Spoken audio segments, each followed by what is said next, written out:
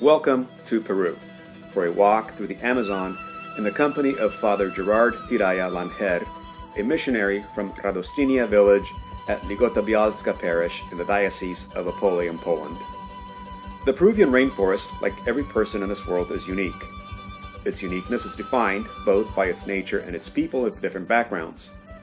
Many settlers have been attracted to this paradise by the richness of its tropical forest, also called Royal Mountain, its agricultural opportunities, and its natural harmony. The jungle attracted foreigners to explore its beauty and richness. This immigration of foreign settlers, both from Europe and from the Andes, began a transformation of our mission into a multifaceted, multicultural, polyconfessional, and polyethnic place. A place where the local indigenous people seem to be powerless in front of the expansion and colonization of the Andean and Quechua-speaking settlers, many other mestizos, and the descendants of European immigrants.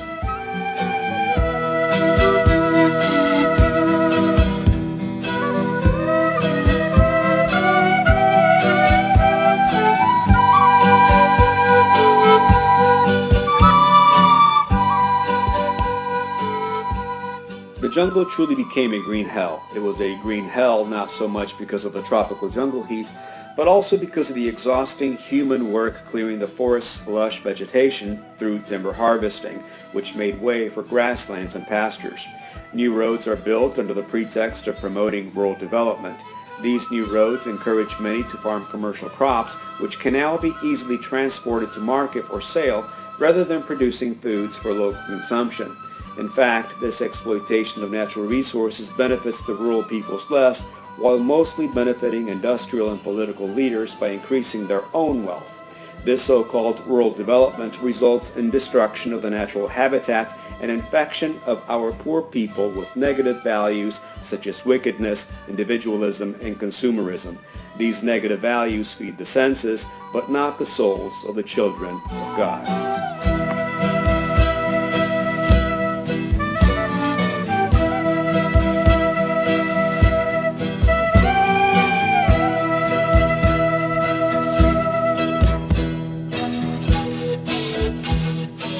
The Amazon's pure and idyllic landscapes invite us to take care of the soul of man. Only when man is renewed in spirit will he be able to create new things and regain paradise in his heart. To do this, we take the gospel to every village of the parish. They are spread along and across the 100 miles long valley. They are often remotely located in the mountains, on the banks of rivers, along the roadsides, and within the jungle. This diverse geography requires the use of all means of transport.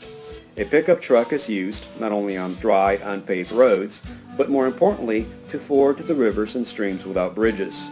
A horse is still useful on trails inaccessible for vehicles because of mud or fallen trees. A boat is used to visit the natives and the colonists living on the banks of the rivers. Although walking is much slower, travel on foot is indispensable to reach the villages hidden among the hills and mountains.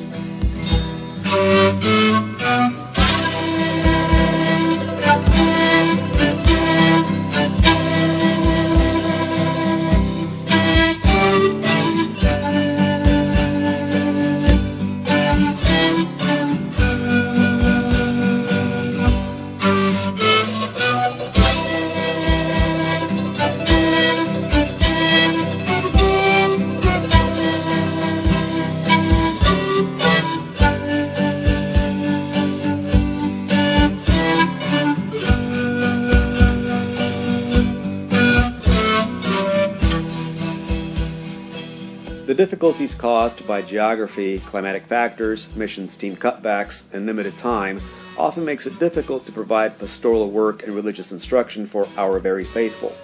Although this is sometimes frustrating and leads to a feeling of powerlessness, no one is left without a catechesis or sacramental lecture.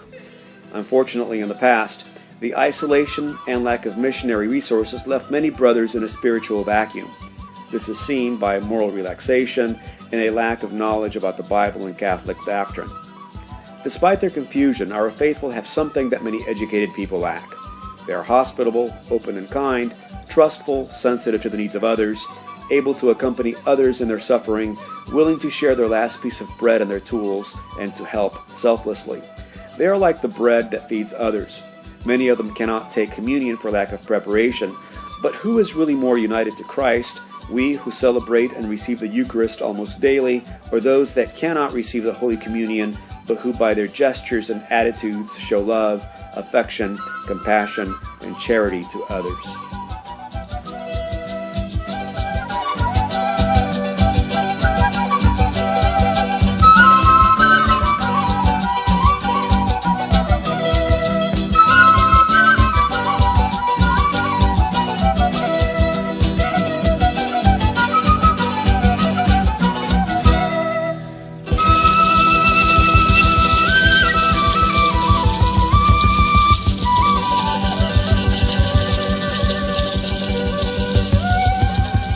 Besides the parish as the main mission station, our ministry embraces the rural areas as well.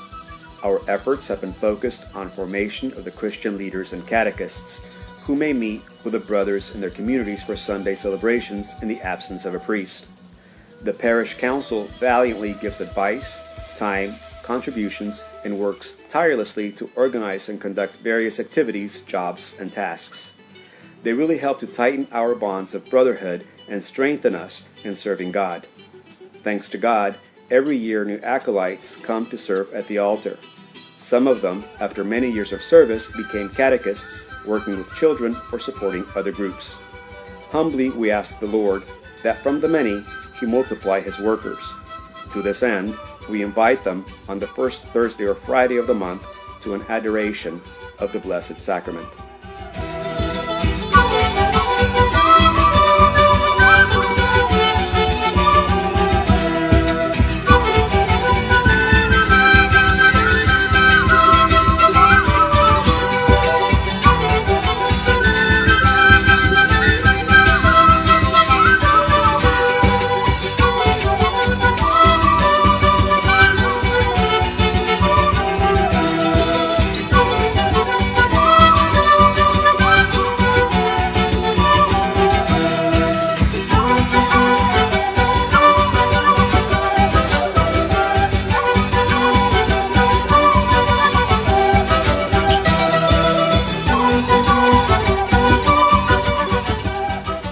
Our mission has in the past lacked the basic physical structure to do all the needed pastoral work.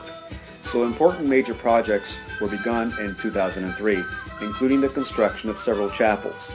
In June 2003, construction of a new rectory and pastoral center began.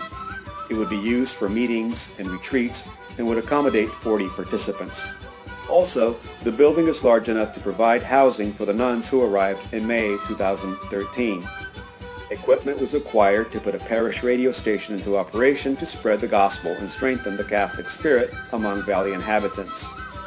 It reaches out to remote and isolated locations 3 times a week with masses, reflections, prayers, and messages. From the beginning, the goal was to use the station as a new tool for evangelization. Also, the old wooden rectory was expanded and remodeled into a hostel for students. This hostel now generates income to offset some of the maintenance and administrative costs of the parish.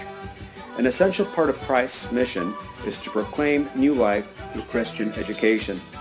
For this reason, our next step was to construct a parish school and residence for teachers. It opened on November 17, 2013. The enrollment increases annually with the beginning of each new academic year.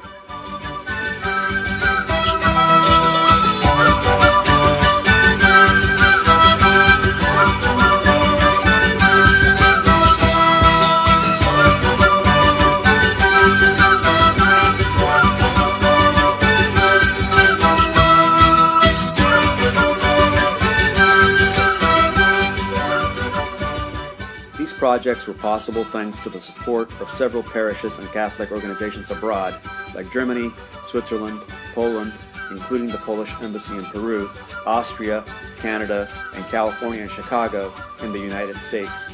We express our appreciation for their generous contributions. One of our greatest satisfactions has been the successful completion and inauguration of 3 chapels constructed with high-quality materials in the communities. These projects are exceptional not because of their size and finish, They are exceptional because of the fundraising efforts of the faithful and because of the contributions of many donors. They are exceptional because prayer and reconciliation overcame discouragement and dissenting opinions. We consider your prayers as an important contribution to our missionary life and work. We thank you for them and encourage you to pray for new vocations and missionaries, priests, religious, and lay people, so our work may be continued. We express our gratitude for your prayers and economic contributions destined to support the missionary work of all the diocesan priests and lay people employed in the Peruvian Andes and Amazon to produce spiritual fruits in the lives of the people served in the missions. May God bless you.